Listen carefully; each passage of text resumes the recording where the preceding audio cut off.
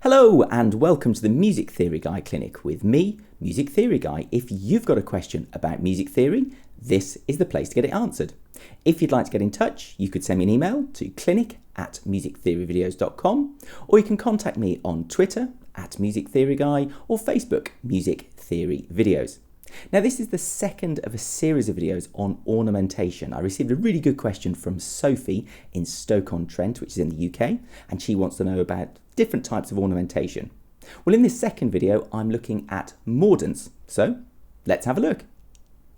Okay, so let's have a look at these two different types of Mordents. First of all, here's a very simple tune, G, F, D, and you can see that I've put an upper Mordent above the G, and here's the same tune again, but this time I've put a lower Mordent above the G. Let's focus on the upper Mordent for the moment.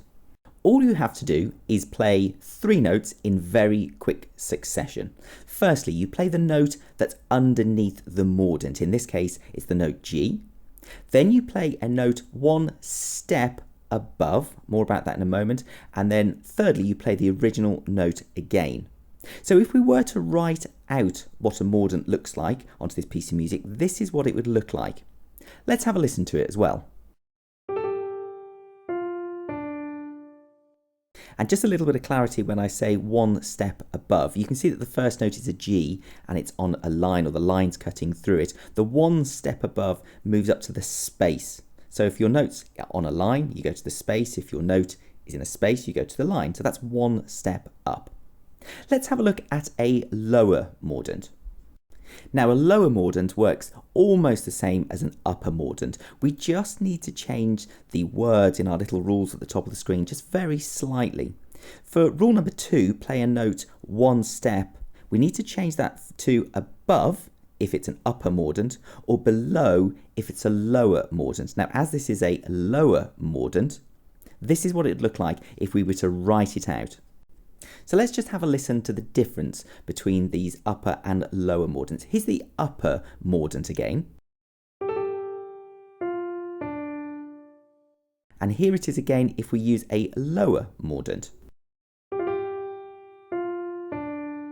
The key thing with Mordents is that you follow these three very important rules. Play the note that's underneath the Mordent. You play a note one step above if it's an upper Mordent, or below if it's a lower Mordent. And then finally you play the original note again. Just one final thing to be aware of in regards to Mordents. You might come across an accidental above or below a Mordent. And when I say accidental, I'm talking sharps or flats or even a natural.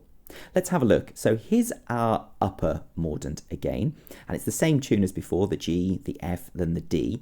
But notice how there's a little flat sign above the upper Mordent.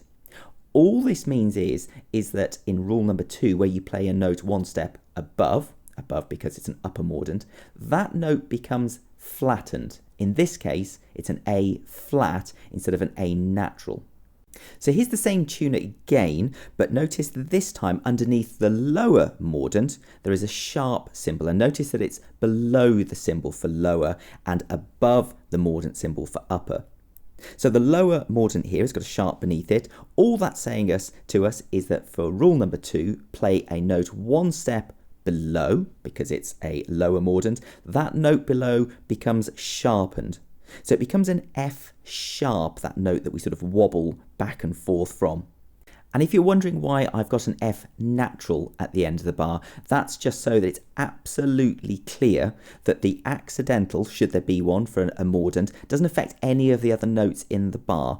Those accidentals are just part of that Mordent itself. Now, there's loads of great examples of Mordents available to go and have a listen to, but possibly the most famous example that I can think of is at the very start of Bach's Toccata and Fugue in D minor. Now, I'm just showing you the first couple of beats here, but if you get a chance, go and have a listen to the entire piece. It's amazing if you're not that familiar with it. You can see that the opening notes in both the treble and bass parts have got a lower Mordent above them. Have a listen to it without the Mordents.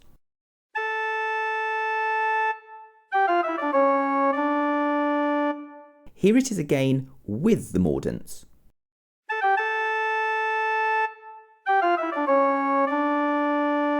Now, just those simple use of the Mordents makes an absolute difference in how the music is perceived and how it comes across. And if you were to go and listen to the rest of the piece, you'll see how important they are, that they're there. It just doesn't seem to make sense without them. Okay, well, I hope that's been useful to you, Sophie, and anybody else that's been watching. As I say, if anybody's got a question about music theory, please do get in touch. I can be contacted on clinic@musictheoryvideos.com, Twitter @MusicTheoryGuy, or Facebook Music Theory Videos. In the meantime, many thanks for watching.